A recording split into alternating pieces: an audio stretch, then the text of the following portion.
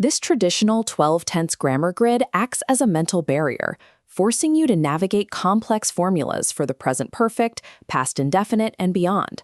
Relying on this during live conversation causes a calculation freeze. You're solving math equations before starting your sentence.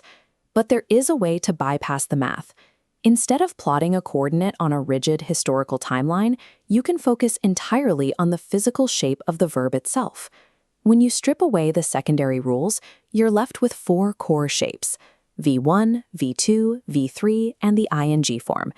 These four building blocks are enough to construct the vast majority of spoken English. By shifting your focus to these shapes, you treat the language as a physical tool rather than a rigid academic puzzle. We start with V1, the routine form. This shape handles habits, general truths, and daily schedules without needing external context to make sense. Its only mechanical requirement is a slight morph for third-person singular subjects. As you switch the subject to he, she, or it, an S snaps onto the end of the verb. Next is V2, the most isolated form. It exists for a single specific purpose, to report a raw event in the past. V2 doesn't use helpers. It acts as an independent timestamp. I went, they saw, we asked. It's an efficient way to log history with no extra words. The V1 and V2 shapes are the mechanics of basic communication. They allow you to describe your current world and your past experiences with minimal grammatical overhead. Then there is the ing form, which characterizes a continuous process, an action that is currently in motion. However, unlike V1 or V2, the ing form is dependent. It cannot function alone. It requires a helper word to ground it in time. These helper words, is, am, are, was, or were, dictate the timeline. Swap the helper, and you move the entire process through past, present, or future. The central process never changes shape.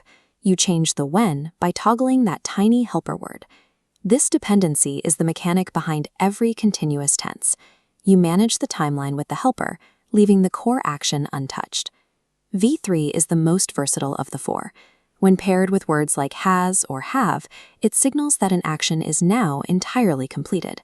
But it's also the essential component of the passive voice, a perspective where the action itself is more important than the person performing it. In a sentence like cricket is played by millions, the focus shifts to the scale of the sport. We aren't looking at a specific player, but at the phenomenon itself.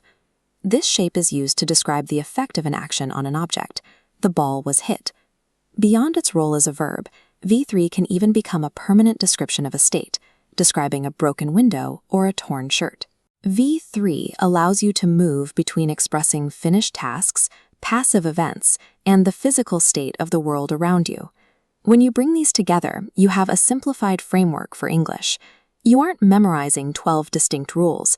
You're managing 4 distinct tools. You select the shape that matches your intent: a habit, a historical fact, a process in motion, or a completed action. This allows you to pivot between different ideas without having to pause your speech to recall a tense formula.